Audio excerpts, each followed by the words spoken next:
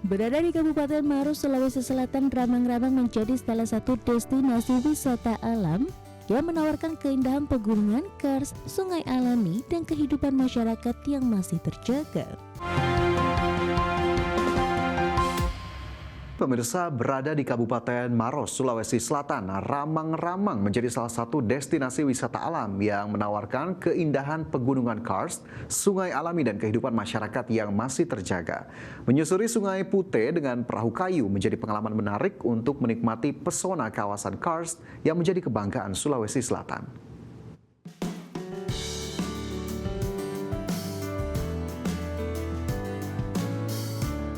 Berada di Kabupaten Maros, Sulawesi Selatan, Ramang-Ramang menjadi salah satu destinasi wisata alam yang menawarkan keindahan pegunungan, kars, sungai alami, dan kehidupan masyarakat yang masih terjaga. Menyusuri Sungai Putih dengan perahu kayu menjadi pengalaman menarik untuk menikmati pesona kawasan kars yang menjadi kebanggaan Sulawesi Selatan. Tebing-tebing kars menjulang tinggi di antara hamparan sungai dan aliran Sungai Putih. Pemandangan ini menjadi ciri khas Ramang-Ramang, destinasi wisata yang berada di Kabupaten Maros, Sulawesi Selatan. Kawasan ini menjadi bagian dari Kars Maros Pangkep yang terkenal dengan keindahan alam dan keunikan geologinya.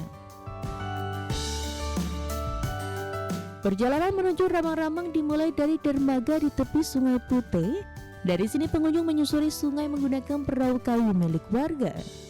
Bagi banyak wisatawan, perjalanan menuju Ramang-Ramang justru menjadi bagian yang paling berkesan. Ramang-Ramang adalah salah satu destinasi wisata di Makassar, Sulawesi Selatan. Untuk menuju Ramang-Ramang, wisatawan harus menggunakan perahu kayu melewati Sungai Putih. Setelah menyusuri sungai, pengunjung akan tiba di Kampung Berua. Kampung kecil yang berada di tengah kawasan kars ini menjadi salah satu titik favorit wisatawan. Rumah panggung, hamparan sawah, dan latar belakang pegunungan kars menciptakan pemandangan yang menarik untuk diabadikan. Keindahan alam dan keunikan kawasan kars Ramang-Ramang terus menarik minat wisatawan untuk berkunjung. Banyak wisatawan domestik maupun mancanegara yang datang untuk menikmati pemandangan alam serta suasana pedesaan yang masih terjaga. Meningkatnya kunjungan wisatawan turut memberikan dampak ekonomi bagi masyarakat di sekitar kawasan wisata. Per bulan itu kita di angka 5.000-6.000 orang dalam sebulan. Kalau di hack session kami bisa di angka 7.000. Jadi ada bedanya begini. Hack session antara hack session dan weekend. Jadi sebenarnya kami tidak ada istilah weekend. Kami justru mainnya di hack session. Hack session itu adalah musim libur di misalnya di Eropa di mana. 2017 kita di angka 74.000 orang dengan jumlah perputaran uang sekitar 9 miliar. Terus 2025 turun menjadi 50.000 orang tapi perputaran uangnya naik di angka 11 miliar. Jadi target kami sebenarnya boleh dikata sudah terpenuhi untuk menjadikan Ramang-Ramang ini sebagai pariwisata minat khusus. Jadi bukan mass tourism, karena targetnya kan adalah berapa jumlah income yang bisa diperoleh dari kegiatan pariwisata. Ribuan wisatawan yang datang setiap bulannya menjadikan Ramang-Ramang sebagai salah satu destinasi wisata andalan di Kabupaten Maros. Perputaran ekonomi yang tercipta dari aktivitas pariwisata juga memberikan manfaat bagi masyarakat setempat. Mulai dari operator perahu, pengelola homestay, pedagang makanan dan minuman hingga pelaku usaha kecil lainnya turut menjadi bagian dari ekosistem pariwisata di Ramang-Ramang. Kehadiran wisatawan tidak hanya mendorong pengenalan destinasi, namun juga menjadi penggerak perekonomian masyarakat di sekitar kawasan wisata. Menurut saya Ramang-Ramang bagus banget dan terawat, fasilitasnya juga udah lumayan lengkap. Jalan ke spot untuk lihat pemandangannya tuh nggak susah gitu. Jadi lebih friendly buat orang yang suka travelnya nggak terlalu heavy gitu. Harganya sih menurut saya masih terjangkau ya untuk bisa ngelihat pemandangan sebagus itu gitu. Apalagi ini Kars kedua terbesar di dunia. Jadi kayaknya menurut saya worth it sih. Tidak hanya menawarkan keindahan alam, Ramang-Ramang juga memiliki nilai geologi dan sejarah. Kawasan ini menjadi bagian dari UNESCO Global Geopark Maros Pangkep yang memiliki kekayaan geologi, hayati, dan budaya.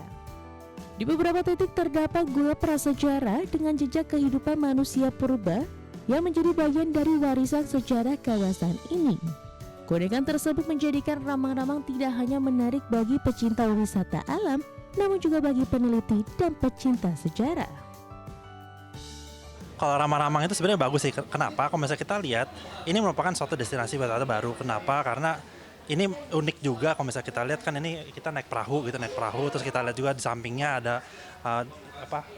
pohon-pohon, terus kita lihat juga ada daerah-daerah tebing yang cukup tinggi dan itu kan kapur, dan basically ini juga kita lihat berdasarkan sejarah. Tadi kita ngobrol-ngobrol juga sama orang di sininya, di mana ini dulu sebenarnya ada potensi di mana ini dulu di bawah laut. Jadi dengan keadaan seperti ini kita basically berjalan di bawah laut, tapi seiring dengan berjalan waktu ini kan juga jadi satu destinasi yang bagus juga kalau misalnya kita lihat-lihat di sini.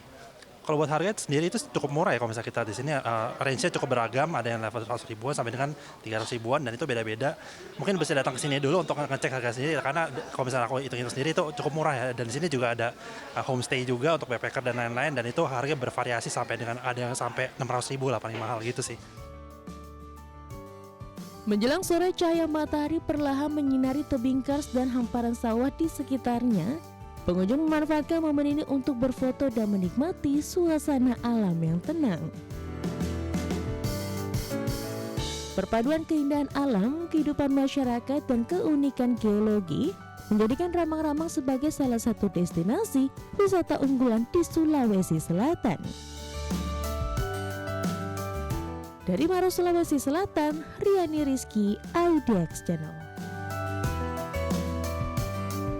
Sementara itu, dalam pengembangan industri berbasis inovasi dan teknologi, Wakil Menteri Pendidikan Tinggi, Sains dan Teknologi Stella Christy mengaku tengah menyiapkan roadmap industri berbasis inovasi dan teknologi yang didorong oleh riset.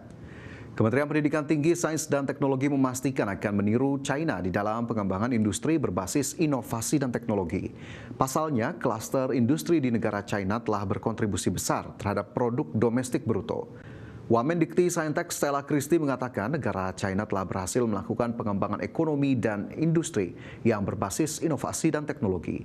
Keberhasilan tersebut dibuktikan dengan telah memberikan kontribusi yang besar dari klaster inovasi dan teknologi hingga 13,4% terhadap PDB nasional. Stella meyakini kunci dari pencapaian keberhasilan dalam pengembangan inovasi dan teknologi yakni adanya kolaborasi skala besar antara dunia akademik dan industri yang difokuskan pada penyediaan kurikulum dan infrastruktur yang selaras dengan kebutuhan industri. Karena kalau kita lihat terus terang saja industri kita berbasis teknologi itu masih sangat-sangat sedikit sekali di Indonesia, ya kan? Tapi ini China, tadi saya berikan angka bahwa Science and Technology Cluster dari China itu menyumbang 13,4% dari GDP mereka hanya dengan menggunakan 2,4% dari lahan. Ini bagi seorang pengambil kebijakan, bagi pemerintah, ini suatu yang sangat diinginkan. Sementara itu, Dewan Perwakilan Rakyat mendukung upaya pemerintah mencegah terjadinya PHK massal melalui pembentukan Satgas Mitigasi PHK. Wakil Ketua DPR RI Sufmi Dasko Ahmad menegaskan koordinasi Satgas Mitigasi PHK antara pemerintah, DPR, serta serikat buruh akan menjadi bagian dari satuan tugas bersama untuk mencegah terjadinya pemutusan hubungan kerja yang masif yang terjadi di berbagai sektor industri. Oleh sebab itu, Dasko berharap koordinasi yang kuat antara stakeholder dari pihak pemerintah maupun DPR bisa memitigasi berbagai ancaman PHK yang dapat merugikan kalangan pekerja. Satgas mitigasi PHK dari pihak pemerintah dan DPR, dan tadi rapat diikuti oleh Menteri Sekretaris Negara selaku Ketua Satgas Mitigasi PHK, kemudian Pak Menaker, kemudian ada dari Presiden Serikat Pekerja Pak Andi Gani dan Des Tenaga Kerja Polri, dan penasihat khusus Presiden Bidang Tenaga Kerja dan Kesejahteraan. Kerjasama antara Kementerian Luar Negeri Indonesia, Kedutaan Besar dan Teheran Iran, dan PT Pertamina International Shipping membuahkan hasil positif di tengah ketegangan geopolitik di Timur Tengah. Kapal Gamsunoro milik Pertamina International Shipping yang sempat tertahan sejak Maret berhasil melintasi Selat Hormuz.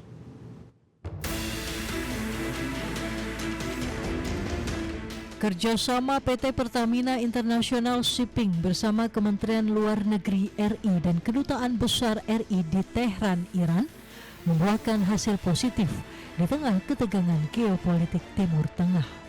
Kapal Gamsunoro milik Pertamina International Shipping yang sempat tertahan sejak awal Maret 2026 akibat konflik Amerika Serikat dan Iran pada Rabu 24 Juni 2026 pukul 20.00 waktu Indonesia Barat berhasil melintasi titik kritis Selat Hormuz dengan aman berkat kolaborasi strategi kedaruratan korporasi dan diplomasi perlindungan. PJS Corporate Secretary Pertamina International Shipping Vega Pita mengatakan keputusan perlintasan Gamsunoro diambil setelah perusahaan melakukan pembahasan risk assessment yang ketat selama 1 bulan terakhir dan juga koordinasi intensif dengan Kementerian Luar Negeri. Adapun sebelumnya, Pertamina International Shipping mencatat puluhan persyaratan yang harus dipenuhi kapal, mulai dari asuransi, aspek teknis dan operasional, keamanan hingga kesiapan kru, sehingga diputuskan kapal dapat mulai bergerak dari Teluk Arab.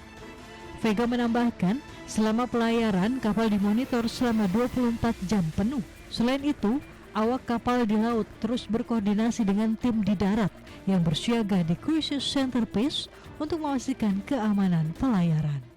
Ya, betul, kapal milik PIS yaitu Gamsunoro telah berhasil melewati Selat Hormuz keluar dari Teluk Arab kemarin hari Rabu 24 Juni 2026 pukul 20 waktu Indonesia Barat. Kami mengucapkan terima kasih atas doa dan dukungan masyarakat Indonesia sekalian dan juga kepada pemerintah Indonesia khususnya Kementerian Luar Negeri dan juga Kedutaan Besar Republik Indonesia di Tehran, Iran.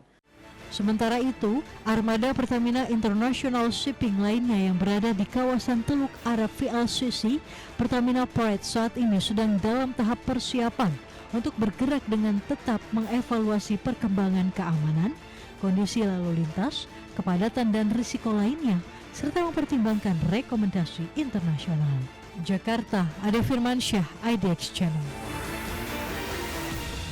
Presiden Amerika Serikat Donald Trump menegaskan pemerintahannya akan membantu Venezuela setelah 2 gempa besar mengguncang negara tersebut. Pernyataan ini menunjukkan bahwa bantuan kemanusiaan tidak hanya berdampak pada proses pemulihan bencana, tetapi juga menjadi bagian dari diplomasi dan stabilitas ekonomi kawasan. Donald Trump menyatakan Amerika Serikat siap membantu Venezuela yang dilanda 2 gempa berkekuatan besar. Pemerintah Amerika Serikat mengaktifkan tim tanggap darurat serta menyiapkan bantuan berupa tim pencarian dan penyelamatan, peralatan medis, dan bantuan kemanusiaan.